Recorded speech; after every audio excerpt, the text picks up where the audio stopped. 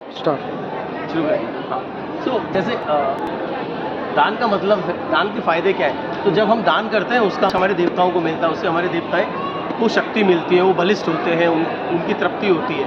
अगर हम एक एग्जाम्पल के बारे में बात करें कि हम टैक्स देते हैं गवर्नमेंट को, तो टैक्स से गवर्नमेंट क्या करती है? बिजली, पानी, सड़क ये सब बनाती है। लेकिन अगर गवर्नमेंट को टैक्स नहीं जाएगा तो ये सब सुविधाएँ हमको नहीं मिलेंगी। ये जो सुचारू रूप से हमारी दिनचर्या चल रही है, ये मुश्किल में आ जाएगी। ऐसे ही ये देव जो हम दान करते हैं यज्ञ के साथ और बाकी सब चीज़ों के साथ जो भी दान करते हैं वो हमारे देवी देवताओं को पहुँचते हैं। जब देवी देवता तृप्त रहते हैं तो जीवन क्रिया जो पृथ्वी की सुचारू ढंग से ये सारी चीज़ें चलती रहती हैं। अब यज्ञ के बारे में जब हम बात कर रहे थे तो हमने 3 चीज़ों के बारे में बात किया: देव पूजन, संगतिकरण, देव संगतिकरण और दान। ये तीनों चीज़ें जहाँ पर मिलती हैं वो यज्ञ कहलाता है। तो यज्ञ का मतलब ये नहीं है। हाँ, जहाँ हम जब बात कर रहे थे यज्ञ की, तो देव पूजन, देव संगतिकरण और दान, जहाँ पर भी ये तीनों चीज़ें मिलती हैं वो यज्ञ कहलाता है। इनको गंगा, यमुना, सरस्वती बोला गया है। और जब इन तीनों का जब तीनों मिलते हैं तो त्रिवेणी का संगम होता है। जहाँ पर त्रिवेणी होता है वहाँ पे सज्जनता, शुभ कार्य, लक्ष्मण, संपन्नता, ये सब का विकास होता है। संसार यज्ञ, हाँ, यज्ञ केवल अग्नि जलाकर आहुतियाँ देना, ये ही यज्ञ नहीं है। यज्ञ का मतलब है जहाँ पर भी ये तीनों घटक विद्यमान है, ये तीनों चीज़ें एक साथ हैं, वो यज्ञ है। जैसे कि हम अगर पर्यावरण में लें तो सूर्य से बादल का बनना, भाप बन के पानी बादल बनता है, बादल भर के बरसता है, नदियों में जाता है, सभी को पानी की आपूर्ति होती है और फिर जाकर समुद्र में मिल जाता है। ये भी एक यज्ञ है। परिवार में भी हमारे यज्ञ होता है। माँ संतान को जन्म देती है, पिता संतान का पालन करते हैं, वो भी एक सब निस्वार्थ भाव है और वहाँ पर इन तीनों का समन्वय है, तो उसको भी यज्ञ कहा गया है। यज्ञ के 3 क्षेत्र बताए गए हैं। यज्ञ के 3 क्षेत्र में एक है ब्रह्मांड यज्ञ, दूसरा है शरीर यज्ञ और तीसरा है हवन। पहले हम ब्रह्मांड यज्ञ और शरीर यज्ञ की बात करेंगे, फिर हम हवन के बारे में बात करेंगे। जैसे अभी हम बात कर रहे थे कि ब्रह्मांड यज्ञ, जितने भी ग्रह नक्षत्र हैं उनका अपना प्रभाव है, अपना गुरुत्वाकर्षण है, सब अपनी कक्षा में घूम रहे हैं, अपनी धुरी पर घूम रहे हैं, ये भी एक यज्ञ है। इंद्र भगवान हमें बारिश देते हैं, मौसम बदलता है, ऋतु परिवर्तन होता है, कहीं कुछ अगर मिटाना है तो सृष्टि का संहार भी होता है। वायुमंडल बना हुआ है, ऑक्सीजन, इतनी सारी गैसेज हैं, हर किसी को ऑक्सीजन, कार्बन डाइऑक्साइड या जिसको जो भी आवश्यकता है वो सब है। तो ये ब्रह्मांड यज्ञ है। शरीर हमारा 5 तत्वों से बना हुआ है: आकाश, वायु, अग्नि, जल और पृथ्वी। 5 प्राण है हमारे अंदर: प्राण, अपान, उदान, समान, व्यान और 3 दोष है: वात, पित्त, कफ। तो ये इन सबका सुचारू रूप से, संतुलन रूप से संचालन अगर हमारे शरीर में हो रहा है तो वो शरीर यज्ञ है। सब कुछ संतुलित है, सबका संचालन अच्छे से हो रहा है तो हमारा शरीर यज्ञ चल रहा है। लेकिन कहीं भी किसी चीज़ का वृद्धि हो गई या कमी हो गई तो हमारे अंदर व्याधियाँ उत्पन्न हो जाती हैं। अगर कफ बढ़ गया हमारा तो खांसी हो जाएगी, पित्त बढ़ गया तो एसिडिटी होने लगेगी। तो इनका संतुलन बनाना ही, इनका संतुलन अगर है तो वो शरीर यज्ञ है। ब्रह्मांड में ऐसे ही अगर कुछ ऊपर नीचे हो जाए, कहीं से किसी चीज़ का दोहन होने लगे तो फिर प्राकृतिक आपदाएं आने लगती हैं। कहीं पे ज्वालामुखी होते हैं, कहीं भूकंप आने लगते हैं, बाढ़ आने लगती है, कहीं पे सूखा पड़ने लगता है। तो ये 5 तत्व हमारे संतुलन में लाएं, इसी के लिए यज्ञ का तीसरा क्षेत्र हवन के बारे में बताया गया है। हवन से क्या होता है? हवन ये 5 तत्वों को और जितने भी हमारे प्राण हैं उनको समन्वय बना के रखता है, उनको संतुलित करके रखता है। अगर आप यहाँ पे देखेंगे तो शरीर और ब्रह्मांड, पिंड और ब्रह्मांड, जो पिंड में है वही ब्रह्मांड में है। पिंड में 5 तत्व हैं, वही 5 तत्व से ब्रह्मांड बना हुआ है। यज्ञ क्या करता है? उन 5 तत्वों में संतुलन बनाता है। तो यज्ञ से, हवन से जो भी असर ब्रह्मांड पे होता है वो शरीर पर भी होता है और वही प्रभाव उसका ब्रह्मांड पे होता है। अगर हम एक एग्जाम्पल से देखें आकाश तत्व में, तो आकाश तत्व का जो प्रभाव, जैसे वायुमंडल शुद्ध होता है, ऑक्सीजन की मात्रा बढ़ जाती है, जहाँ पर यज्ञ होते हैं वहाँ पर 10% ऑक्सीजन बढ़ जाता है, वहाँ पर 20% बारिश होने की संभावनाएं बढ़ जाती हैं। साइंटिफिकली प्रूवन थिंग्स है। तो वो ऐसे वायुमंडल पे असर पड़ता है, ऐसे ही आकाश तत्व हमारे अंदर भी विद्यमान है। जैसे हमारा मन है, हमारी सोचने की शक्ति है, ये आकाश तत्व से आती है। तो हमारी सोचने की शक्ति, हमारा मन पवित्र होने लगता है, साफ होने लगता है, तो यज्ञ के प्रभाव है। इसी तरह तो संतुलन के लिए हवन होते हैं और इसको यज्ञ का तीसरा चरण बोला गया। यज्ञ की प्रक्रियाओं में कुछ चीज़ों का समन्वय होता है। जैसे समिधा मतलब लकड़ी, जो यज्ञ में हम लकड़ी डालते हैं, हर लकड़ी का प्रभाव अलग होता है। यज्ञ में कौन सी लकड़ी डालनी चाहिए। अगर हमारा कोई विशेष उद्देश्य है तो एक विशेष तरह की लकड़ियाँ होती हैं जो कि यूज़ होती है, तो समीरा। दूसरा है सामग्री अलग सामग्री में किस मात्रा में कौन सी औषधि जाएगी, ये भी हमारी हवन सामग्री में रहता है। किसी व्याधि के लिए हो सकता है कि कोई और औषधि हमें मिलानी पड़े। तीसरा है अग्नि को दूत कहा गया है। जो भी हम अग्नि को समर्पित करते हैं वो भगवान तक जाता है, वो देवताओं तक जाता है। अग्निदेव हमारा ग्रहण करते हैं और देवताओं तक जो भी हम अग्निदेव को देते हैं वो यज्ञ तक देवताओं तक लेके जाते हैं।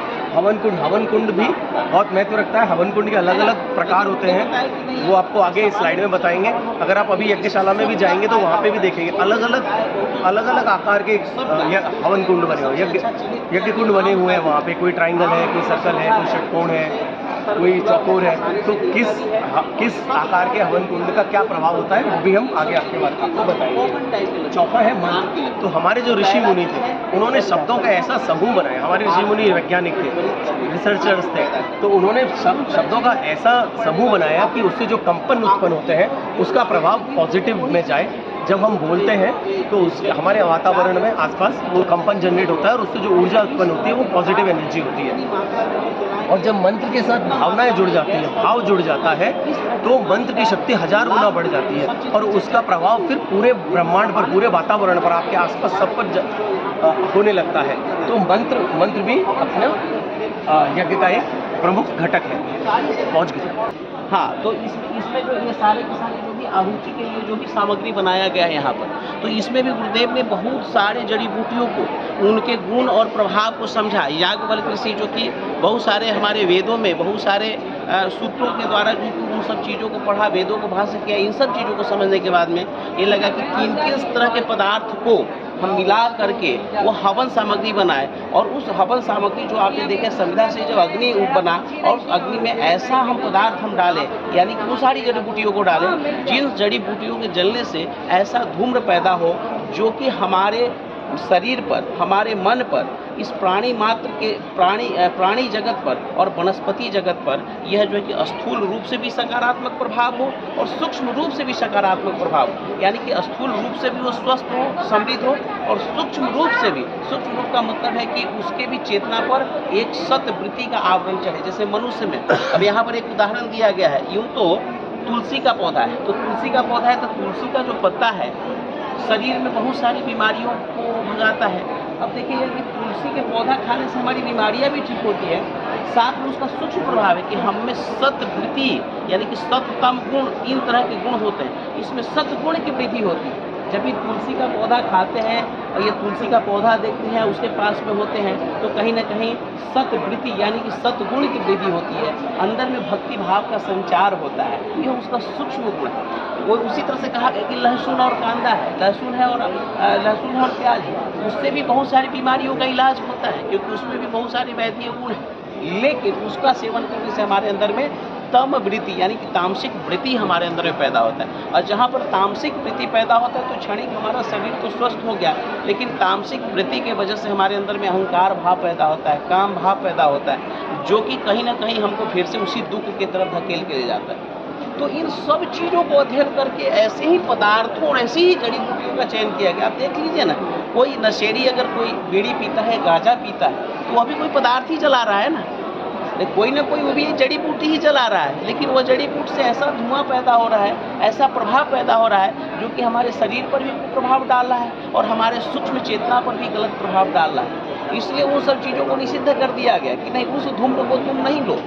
कौन सा धूम्र लो? तो वो रिसर्च करके देखा कि इन सब पदार्थों के द्वारा कितनी मात्रा में, तो उन सब चीज़ों को उचित मात्रा में मिला करके मिश्रण करके दिया गया और वह मिश्रण से जो हवन सामग्री हम डालते हैं उससे हमारे स्थूल जगत पर भी अच्छा प्रभाव होता है, सूक्ष्म जगत पर भी यानी कि हमारे मन अंतःकरण पर भी अच्छा प्रभाव होता है। उसके बाद में वातावरण के ऊपर भी, जैसा कि पता है कि सिर्फ अपना भला नहीं, प्रकृति का भी भला होना चाहिए। प्रकृति में भी जितना सारा जो है कि प्रदूषण फैल रहा है उस प्रदूषण को भी स्वच्छ करने का काम करता है, जल को स्वच्छ करना। इतना ही नहीं, यह धूम्र जब आकाश में जाता है और वहाँ पर जब बारिश होती है और उसमें जब इस तरह के प्रभाव जब मिश्रित होते हैं तो वहाँ से जो अन्न पैदा होता है उस अन्न को खा करके भी आदमी के अंदर सत्वृत्ति का संचार होता है। आप देखते होंगे कहीं कुछ ऐसी जगह पे जाते होंगे, जाते ही मन में आपके अंदर में लगता है कि आनंद का बोध हो रहा है। कुछ ऐसे जगह पे जाते होंगे नहीं कुछ हो रहा है, फिर भी मन में बेचैनी हो रहा होगा। ऐसा क्यों हो रहा है? उस जगह का प्रभाव है, उस जगह का सूक्ष्म प्रभाव है। तो यज्ञ से या यज्ञ में जिस तरह से गुरुदेव ने बताया है, यज्ञ करके हमारे लिए स्थूल और सूक्ष्म जगत दोनों प्रभावित होता है। स्थूल जगत में हम स्वस्थ होते हैं, स्थूल जगत में वातावरण का प्रदूषण समाप्त होता है, सूक्ष्म जगत में हमारा अंतःकरण में सत्गुण की वृद्धि होती है, सत्गुण की वृद्धि होती है, हमारा मन शांत होता है और ये संपूर्ण प्राणी और संपूर्ण समाज के लिए हितकर होता है। सिर्फ अपने लिए नहीं, परिवार का भी भला, और जब परिवार का भला हुआ तो समाज का भी भला, और जब सबका भला होगा, सबका अच्छा होगा, तभी जाकर के हम सुखी हो सकते हैं। इसीलिए कहते हैं यज्ञ से पुण्य बहुत प्राप्त होता है। क्यों पुण्य बहुत प्राप्त होता है? आप देखते हैं किसी को भी अगर हम गलत राह दिखाते हैं, किसी को गलत राह दिखाते तो आप क्या कहते हैं? जाओ भाई, तुमको नरक मिलेगा, तुमको पाप लगेगा। तो इसमें क्या है, आप क्या कर रहे हैं? आप सबके भले की बात सोच रहे हैं। खुद का भला हो रहा है, परिवार का भला हो रहा है, समाज का भला हो रहा है, राष्ट्र का भला हो रहा है, दूसरे प्राणी का भला हो रहा है, साथ में इस प्रकृति में जो वनस्पति है उसका भी भला हो रहा है। तो स्वाभाविक है कि आपको पुण्य मिलेगा ना। और जिस कर्म से आपको सबका भला हो रहा है, आपको पुण्य मिल रहा है, तो भगवान भी खुश होंगे ना। जैसे कि हमारे पुत्र जब अच्छा काम करते हैं हमको प्रसन्नता मिलती है, लेकिन अच्छे कर्म का फल तो ज़्यादा उसी को प्राप्त होता है। पढ़ के अगर वो कलेक्टर बन रहा है तो सैल्यूट तो उसी को मिलता है, बाप को नहीं मिलता है। बाप सिर्फ खुश होता है। उसी तरह भगवान प्रसन्न होते हैं और फल हमको प्राप्त होता है। इसीलिए यज्ञ एक ऐसी क्रिया है जिससे आत्म चेतना को परमात्म चेतना के साथ मिला करके और संपूर्ण विधि का भाव होता है। लेकिन इसमें लोक कल्याण का भाव अवश्य होना चाहिए, लोक कल्याण का भाव निश्चित रूप से होना चाहिए। इसलिए यज्ञ के लिए 5 चीज़ों की जरूरत कही गई है। पहला चीज़ संविधा, अग्नि पैदा करें। दूसरा चीज़ हवन सामग्री, आहुति। तीसरा चीज़ क्या है भाई? तीसरा चीज़ है हमारा मंत्र। मंत्र कौन सा मंत्र? तो गायत्री मंत्र सबश्रेष्ठ मंत्र है, सद्बुद्धि का मंत्र। चौथा चीज़ क्या है? तो चौथा चीज़ है हमारा हवन कुंड। तो हवन कुंड भी कौन सा? हर प्रयोजन के लिए अलग अलग शेप साइज का बनाया जाता है। लेकिन हमको चूँकि बहुजन हिताय बहुजन सुखाय जो हम यहाँ पर यज्ञ कर रहे हैं, उसके लिए हमको चतुष्कोण वाला जो स्क्वायर शेप का जो बना हुआ है, उस तरह के हवन कुंड का हम इस्तेमाल करते हैं। लेकिन इस चारों के अलावे में जो सबसे प्रमुख चीज़ होता है, जानते हो क्या है? बताइए। 5वां चीज़, वह 5वां चीज़ है आदमी के उसके पीछे का भावना, भाव। यज्ञ में भाव का सबसे ज़्यादा महत्व है। हम आपको पानी पिला रहे हैं, हम आपको खाना खिला रहे हैं, तो आप जरूर सोचिएगा कि भाई क्यों हमको खाना खिला रहा है, क्यों पानी पिला रहा है, इसके पीछे इसके भावना को तो ज़रा समझ लो। नहीं, इसका भावना उल्टा तो नहीं है? उल्टा है ना, भैया रहने दे, मेरे को पानी नहीं पीना, पानी पिला भी दिया, भैया जल्दी इससे कट ले। ये आदमी का भाव अच्छा नहीं है। अगर भाव अच्छा है, नहीं भी कुछ कर रहा है, ये भैया इसका भाव बहुत अच्छा, चल इसकी थोड़ी सहायता हम करते हैं। तो यज्ञ में जो सबसे प्रमुख माना जाता है, यह तो कर्म कांड है, लेकिन कर्म कांड स्थूल है और उसमें प्राण जो लाता है कर्म कांड में, वो है आपका भाव। भाव श्रेष्ठ है तो यज्ञ आपका पूर्ण है, भाव श्रेष्ठ नहीं है तो यज्ञ आपका अपूर्ण है। तो वही ज्ञान विज्ञान की चर्चा इस प्रदर्शनी के माध्यम से किया गया है। और विस्तृत जानकारी चाहिए तो गुरुदेव का साहित्य है वाङ्मय नंबर 25 और 26 और गायत्री महाविज्ञान बुक स्टॉल है, वहाँ पर आप खरीदिए, पढ़िए, सब कुछ आपको मिलेगा। अब उससे भी बड़ी चीज़ है, गुरु सत्ता से जुड़ जाइए तो और सब कुछ मिल जाएगा, जीवन यज्ञमय हो जाएगा। बस इतना ही। नमस्कार। आपको ज़्यादा इसके बारे में विस्तृत समझना है तो गुरुदेव के विचार को पढ़ना है, क्योंकि गुरुदेव का जो स्थूल शरीर है वह है उनका ज्ञान पुस्तक। अगर उसको हम पढ़ते हैं तो इन सब चीज़ों की जानकारी हो जाती है स्थूल रूप से। और गुरुदेव से हम जुड़ जाते हैं, भावनाओं से जुड़ जाते हैं, उनसे अगर हमको संबद्ध हो जाता है तो सब ज्ञान अपने आप जो है गायत्री मंत्र जपते हैं तो अपने आप सद्बुद्धि आनी शुरू हो जाती है। गुरु जी पढ़ाते हैं, मान लीजिए गुरु पढ़ाते हैं, सब याद नहीं हो जाता है। हाँ, पढ़ते रहना पड़ता है, याद रहता पढ़ते रहना। और पढ़ने से ज़्यादा जरूरी है उस चीज़ का चिंतन मनन करना, गायत्री मंत्र का जप करना, स्वाध्याय करना है और मनन करना है, स्वाध्याय और मनन, तब जाकर के ज्ञान अपने आप आना शुरू होगा। तो इसमें जैसा कि हम बता रहे थे कि आदमी का जो शरीर है ना वो 5 तत्वों से बना हुआ है। कितने? 5 तत्वों से। और 5 तत्व का मतलब है 5 तरह के प्राण हैं और 5 तरह के वही प्राण इस ब्रह्मांड के अंदर में, जो पीछे आपने देखा था, इस ब्रह्मांड में है। और दोनों के बीच में अगर असंतुलन हो जाता है, उन प्राण के बीच में अगर असंतुलन हो जाता है तो उसी से हमारे अंदर में व्याधि उत्पन्न हो जाती है, या हमारा जो मानसिकता है उसमें किसी तरह का दुर्विचार पैदा हो जाता है, या हमारी मानसिकता की कमी हो जाती है। तो इन सब चीज़ कमियों को पूरा करने के लिए यज्ञ वो माध्यम है, जिस माध्यम से हम क्या करते हैं, उस परमात्म चेतना के साथ जो पांचों तत्व जो इस ब्रह्मांड में, विश्व ब्रह्मांड में व्याप्त है, उसके साथ जोड़ने की जो प्रक्रिया है वही प्रक्रिया यज्ञ है, जिसमें हम विशेष तरह की समिधा का इस्तेमाल करते हैं, उसमें विशेष तरह की आहुति का इस्तेमाल करते हैं, और मंत्र के माध्यम से, यानी कि मंत्र का जब उच्चारण करते हैं तो सूक्ष्म रूप से हमारे शरीर के वैसे ग्रंथियों को झंझकृत करता है, ऐसे विद्युत तरंग उत्पन्न करता है, जो कि वातावरण में उस प्राण चेतना को अपनी तरफ आकर्षित करती है और उसके साथ अगर हमारी भाव संवेदना अगर बहुजन हिताय बहुजन सुखाय है तो वह महाप्राण हमको अपनी शक्ति का संचार करता है। तो जिस प्राण तत्व की कमी होती है उस प्राण तत्व की अभिवृद्धि हो जाती है और हमारा जीवन सुखी हो जाता है। यही हमारा यज्ञ का उद्देश्य है, यही हमारा यज्ञ का उद्देश्य है। ठीक, नमस्कार। स्टैंडर्ड रहता है ना, फर्स्ट सेकंड थर्ड, हाँ, वो जो जन्म रहते हैं, पूर्व जन्म आप जो मानते हैं, बिल्कुल उनका सब साथ में आता है, सब साथ में संचित आते हैं। और लेकिन इतना भी कहा जाता है, तो अगर गुरु की कृपा हो ना तो भरतराज में भी जो है कि आरुणी भक्त जो है कि गुरु भक्त आरुणी भरतराज की कहानी हम लोग सुने होंगे कि मूर्ख से मूर्ख भी अगर गुरु की कृपा हो जाए तो प्रकांड पंडित बन सकता है। वो एक जन्म में भी फलित हो सकता है, ईश्वर की कृपा होनी चाहिए वो उसके लिए बहुत ज़्यादा। हाँ, तो इसीलिए हम बोले हैं कि सबसे अगर ज़्यादा अगर प्रमुख देखें तो हमको जो लगता है भगवान की भक्ति, इससे अच्छा दुनिया में ना तो कोई स्वाध्याय है ना कोई पुरुषार्थ है। भगवान की भक्ति से बड़ा कोई पुरुषार्थ नहीं है। अगर भक्ति में अगर सच्चाई है, भाव अगर उत्कृष्ट है तो आप में सारा ज्ञान होगा। अभी देखिए एक राम भद्राचार्य जी जो अभी एक संत हैं, हम लोग टीवी पर हमेशा देखते हैं, तो वो क्या है, जन्म से ही अंधे हैं, लेकिन जन्म से अंधे होने के बावजूद भी आप कभी उनके प्रवचन को सुनिए, वो रामायण के श्लोक का नंबर तक बताते हैं, वेद और पुराण के एक एक श्लोक का नंबर तक वो बताते हैं। तो हम कई बार सोचते हैं कि जो आदमी आँख से देखा नहीं उनको श्लोक का नंबर कहाँ से मालूम हो गया।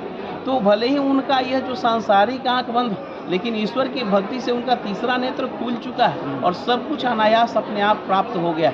यानी कि जिस पुस्तक को छू दिए होंगे, कालिदास को माता यही ना कही थी, बेटा जाओ जिस पुस्तक को पलट देगा आज सब तेरा हो जाएगा। तो भगवती की कृपा उनके साथ भी हुआ ना, तो भगवती की कृपा जरूरी है, भगवान की भक्ति जरूरी। भगवान की भक्ति हो तो ज्ञान स्वयं हो जाता है। सारा गीता हो रामायण को भी वही था ना, तो वही था ना, कालिका माता का। बस बस बस बस बस ईश्वर की भक्ति सबसे प्रमुख। और ईश्वर की भक्ति तब तक फलित नहीं हो सकती है जब तक गुरु चेतना से हम जुड़ते नहीं, गुरु बिन ज्ञान नहीं हो वही सकता। बोला ना, नहीं हो सकता। परमहंस को भी माता जी ने बताया था, कालिका माता जी ने, आप अपना गुरु, क्योंकि वो जब भी आती थी ना माता जी ने उसने बताया, तभी वो खुश रहते थे। जब माता जी गई तो फिर वो नाखुश जैसा हो नाखुश, तो हाँ। फिर बताया उन्होंने, आपको भी गुरु करना जरूरी है। रामकृष्ण परमहंस, हाँ, जो तोतापुरी गुरु थे उनके, तोतापुरी उनके गुरु का नाम था। तो उनको गुरु दीक्षा लेना पड़ा। वो वहाँ पे जब भी पहुँचे खुद यहाँ पर है तो उनको पता था, बोला आओ। क्योंकि गुरु ही वो मार्ग दिखाता है ना। नहीं, वो मार्ग तो ठीक है, लेकिन आदमी का जो वास्तविक स्वरूप है वो भी उसको पता चलता है, उसको संतोष और हमेशा खुश रहता है। सही गुरु मिल गए तो हमेशा आदमी खुशी रहे। गुरु कैसा है ना, जैसे कि आप अगर हम महाभारत का युद्ध देखते हैं तो युद्ध यूं तो अर्जुन लड़ा जरूर था, लेकिन उनका गुरु कौन था? श्री कृष्ण स्वयं थे, स्वयं थे। वो भले ही एक बाण और एक तीर, कभी एक तीर न चलाए हुए हों, एक बार भी अस्त्र नहीं उठाए हुए हों, लेकिन अर्जुन के गुरु के रूप में बनकर के उन्होंने महाभारत के युद्ध को जितवा दिया उनसे। गुरु और शिष्य का वैसा ही नाता होता है कि बेटा तुम जो है कि तुम तीर चलाने वाला बनो, मैं तुम्हारा रथी बनूंगा, तुम शरीर बनो, मैं तुम्हारी चेतना बनूंगा, तुम धनुष बनो, मैं तुम्हारा तीर बनूंगा। इस तरह की चीज़ें होती है गुरु वह चीज़ है। बिना गुरु का शिष्य अपूर्ण है, क्योंकि वो कभी समझ ही नहीं सकता है किसी चीज़ को, न अपने कर्तव्य को समझ सकता है। उनका जो पावर है सब गुरु का ही है। नहीं, जिस समय वो फिसल जाएगा उसको रोकने वाला कौन है? तो रोकने वाला वही तो गुरु है। जिस समय वो उतना धनुर्धर, जिसने पूरे के पूरे विराट युद्ध में कौरव सेना को जीत लिया था, वह भी जब महासमर को देखता है तो मूर्छित हो जाता है। मूर्छा को छुड़ाने वाला वही तो गुरु है। तो बिना गुरु का कुछ नहीं हो सकता है। वो सही। हनुमान जी के भी जिंदगी में सब कुछ ठीक था, सारा बल था, सब कुछ था, लेकिन राम जब गुरु मिला तभी जाकर के उनकी भक्ति सिद्ध हुई थी। नहीं तो बताइए तो हनुमान जी की जिंदगी की कोई कथा राम जी के मिलने से पहले का होता, बता दीजिए। नहीं, भगवान के आपकी जब भी जीवन में कष्ट हो, कठिनाई हो, जो भी कुछ हो, गुरु होगा तभी जाकर के संभव हो सकता है, नहीं तो नहीं। अभी एक भाई साहब आए हुए थे तो उससे ही चर्चा चल रही थी कि गुरु का कैसा मत, अगर हमारे कुछ संचित ऐसे भी कुछ ऐसे संचित कर्म है जिसे बहुत बड़ा हमारे जीवन में भी कुछ अपघात होने वाला है, बहुत बड़ी कठिनाई आने वाली, और वह तो गुरु उससे कैसे फ़ायदा देते हैं। गुरुदेव ये कहे कि तुम्हारे कर्म का फल तुमको भोगना पड़ेगा, ये निश्चित मान के चलो, आज नहीं तो कल, क्योंकि उस कर्म के फल से भगवान राम भी नहीं बचे, दशरथ भी नहीं बचे, तो हम तुम कैसे बचा, कर्म का फल तुमको भोगना है। लेकिन गुरु क्या करता है, वो उसी तरह से कि किसी सेठ से आपने पैसे ले लिए और सपोज वो सेठ का पैसा जो है कि आपने 1 लाख लिया, 4 लाख हो गया, और आपकी आमदनी 10,000 की, अचानक एक दिन आपके घर पर आ गया, भैया हमारा जो है कि 2 लाख हो चुका है, 4 लाख हो चुका है, आज का आज पैसा दे दो, नहीं तो मैं तुम्हारा घर तोड़ दूँगा।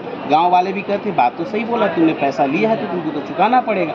अभी आदमी हतोत्साहित हो जाता है कि हम अगर सब कुछ दे देंगे तो हमारा परिवार नष्ट हो जाएगा। फिर एक ऐसे भले मन व्यक्ति के पास जाता है और उसके पास जाए कहता है देखिए हमारे साथ ऐसा ऐसा हो रहा है, चल करके कुछ तो मेरे लिए करें। तो कहा कि ठीक है तुमको तो चुकाना पड़ेगा, लेकिन हम अपने प्रभाव से सिर्फ इतना कर सकते हैं कि वह भी व्यक्ति मेरे पहचान का है, वह भी व्यक्ति मेरे पहचान का है, हम समझौता करवाते। क्या समझौता करवाते, तो उससे जा करके बोलेगा कि कोई बात नहीं, तुम अचानक इसे नहीं लो, सारा पैसा तुमको चुका देगा, लेकिन एक काम करो 5,000 का महीना इसका EMI बना दो, ये 2 साल में तुम्हारा पैसा चुका देगा, एक पाई भी तुम्हारा नहीं रखेगा। ये आदमी कहता है चलो ये ठीक है, ये मैं कर सकता हूँ, और वो आदमी कहेगा ठीक है ये भी हमको देता, थोड़ा हम भी धैर्य रख लेते हैं। तो EMI करके पूरा पैसा उसका कर्ज भी चुकता हो जाता है और उसका परिवार भी बच जाता है। तो गुरु भी वही करता है, जो संचित जो कर्म है उसको टुकड़ों टुकड़ों में बांट करके उसको टोटल का टोटल कर्म का फल भी दे देता है और वो व्यक्ति का जीवन भी नष्ट नहीं होता है। तो यही गुरु का हमारे जीवन, क्योंकि गुरु आपको भी जानता है और उस काल को भी जानता है, तो काल और शिष्य के बीच में जो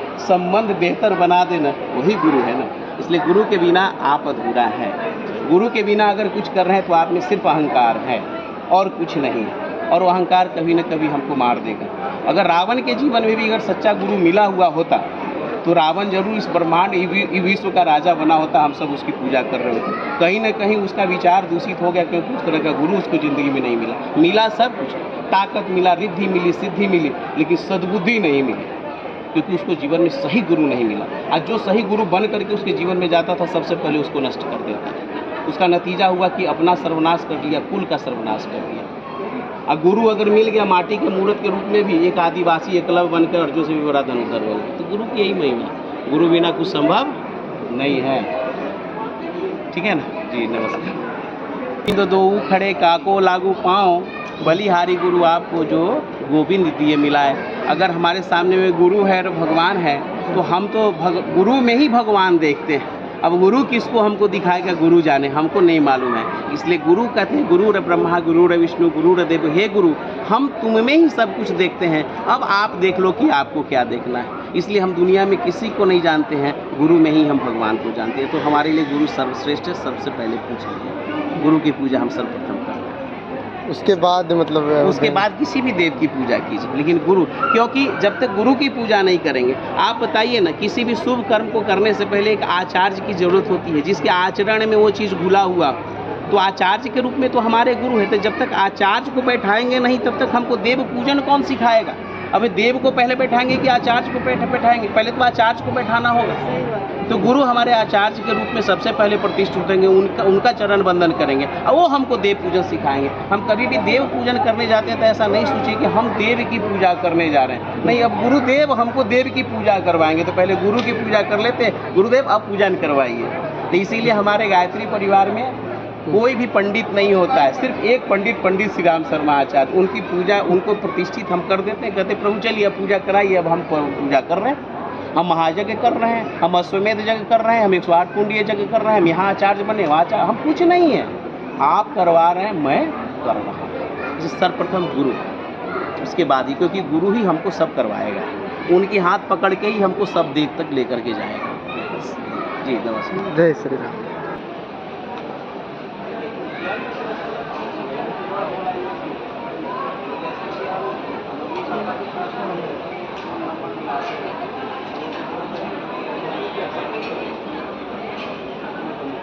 अधिकारी होते हैं, टीका वाला एक नाम का मासिक करने वाले टीका वाला भी 500 रुपये टीका आगे वाला एक चेक पड़ता है नहीं क्यों का डायरी मतलब इस चीज को अगर हम करते हैं डायरी में ये चेतना के साथ हमारा एक अकाउंट संपर्क और हमारा पीछे का सब कुछ जैसा आगे का सही तो हमको उस तरह की चेतना का थोड़ा हमारे अंदर में आता है वो काम को तो जब चेतना और यज्ञ की बात है तो सारे कर्म वो सारे कर्म से बहुत कुछ मिलता है आगे पाप विचल नहीं हो सकता क्योंकि मानव आत्मा विचल के हमने सारे पेड़ काट दिए तो प्रकृति के साथ हमने संतुलन पैदा कर दिया तो कभी न कभी ऐसी गड़बड़ी पैदा करेगा कि मानव जाति समाप्त हो सकता है अतिवृष्टि अनावृष्टि करेक्ट है उसके बाद चलिए हमने ये आ गया कि हम इसको भी संरक्षित करेंगे पेड़ पौधे वनस्पति को मानव जीवन और प्राणी को भी समाप्त कर दिया जाए क्योंकि आपका जो ये लाइफ साइकिल है कंप्लीट नहीं होगा यानी हमको वह कर जिससे मानव का प्राणी का और वनस्पति का सबका लाभ हो विश्व भर में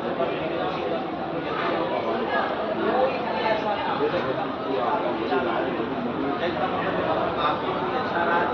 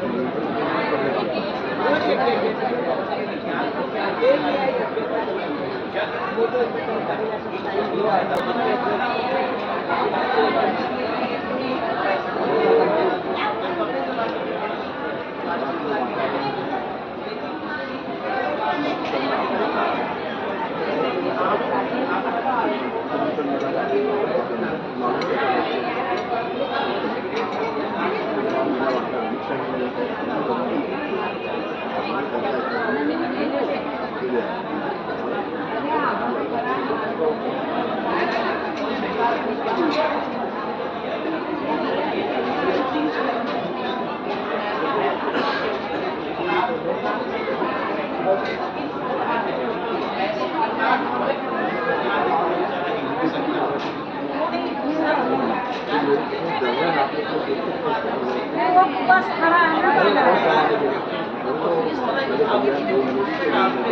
अरे बस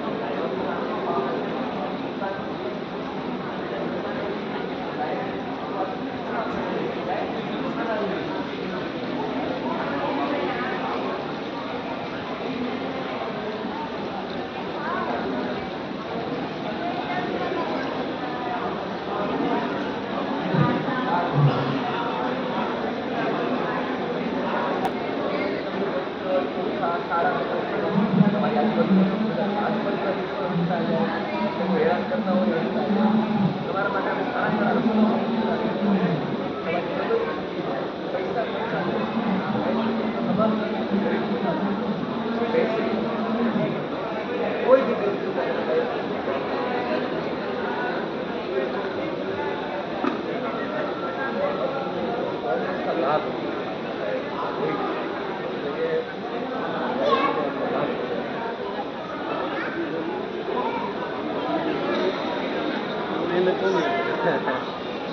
વખત ચાલુ થઈ ગયું ને ચાલુ થઈ ગયું ને ગયા એક આ જોરદાર વસ્તુ છે એમાંય બહુ આગળ પડતા માણસો હોય ને એ ગાયત્રી ઉપર ચડી ગયા